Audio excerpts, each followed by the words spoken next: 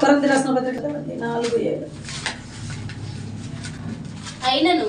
అయినను ఆ బలాత్క్యము మా మూలమైనది కాక దేవునిదై ఉండునట్లు మట్టి ఘటములలో ఈ ఐశ్వర్యము మాకు కలదు. దేవుని నామానికి మహిమ కలుగును గాక. ఆమేన్. ఇక్కడ చూసినట్లయితే అయినను బలాత్క్యము మా మూలమైనది కాక, ఎవరు మూలమైనది? మనము బలవంతులం కాదంట. మనం బలవంతులం కాదు, మనం బలహీనులం. మేము బలవంతులము కాక బలహీనులం.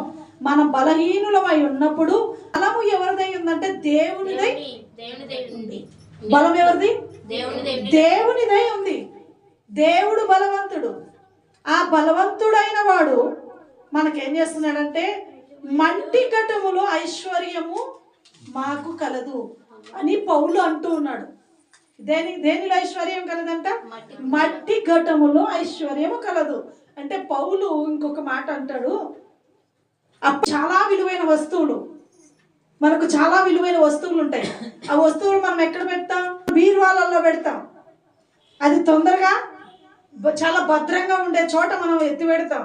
ఎందుకంటే విలువైన వస్తువులని చాలా భద్రంగా దాచిపెడతాం. అయితే వారి కాలంలోనంట ఆ ఇనుప పెట్టెలు ఉండేటి కాదు గనక వాళ్ళు ఏం చేస్తారంటే ఒక మట్టి కుండలో ఈ విలువైన వస్తువులన్నిటినీ తీసి, ఆ పత్రాలను ఏదైతే చాలా విలువైనవి ఉన్నాయో అవన్నీ తీసి ఆ మట్టి కుండలో పెట్టి ఒక చోట దాచిపెట్టే వాళ్ళంట. ఎందుకంటే మట్టి కుండలో పెడితే అవి చెదులు పట్టడానికి కానీ అవి పాడైపోవడానికి అవకాశం ఉండదు. అది వేరే దానిలో ఎక్కడైనా పెడితే అది పాడైపోయేదానికి అవకాశం ఉంటుంది. కాబట్టి మట్టి కుండలో పెట్టేవాళ్ళు. ఆ మట్టి కుండ బలమైనదా? కాదు. దానిలో పెట్టిన వస్తువులు ఎలాంటివి?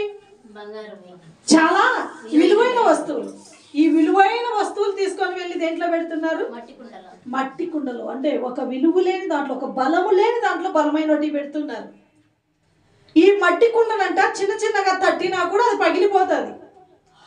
అది పగిలిపోయినా కూడా దానిలో విలువైన వస్తువులను పెడుతూ ఉన్నారు. అయితే మనము కూడా అటువంటి బలవంతులం కాదు, కానీ మనకు విశ్వాసమును బట్టి మనం నిలబడుతూ ఉన్నాం.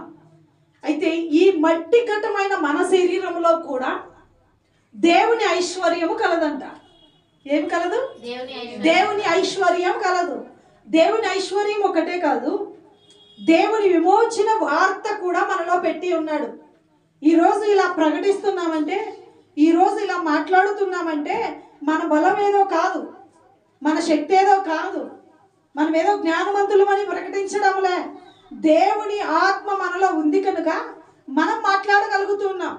దేవుని ఆత్మ మనలో లేకపోతే మనం మాట్లాడే వాళ్ళం కాదు. అందుకనే మనం మాట్లాడే వాళ్ళం కాదు కనుక బలహీనమైన మట్టి శరీరములో, ఈ శరీరంలో చాలా బలమైన దేవుని కృప మనలో పెట్టి ఉన్నాడు. ఆ ఐశ్వర్యం మనలో పెట్టి ఉన్నాడు. మనం ఇప్పుడు బలహీనులమైన మనల్ని దేవుడు బలవంతులుగా దేవుడు నిలబెట్టి ఉన్నాడు. దేవుని సువార్తను ప్రకటించడానికి మనకు అంత యోగ్యత లేదు, కానీ దేవదూతలకు ఇవ్వాల్సిన యోగ్యత దేవుడు మనుషులకు ఇచ్చి ఉన్నాడట. ఎంత గొప్ప దేవుడో చూసారా?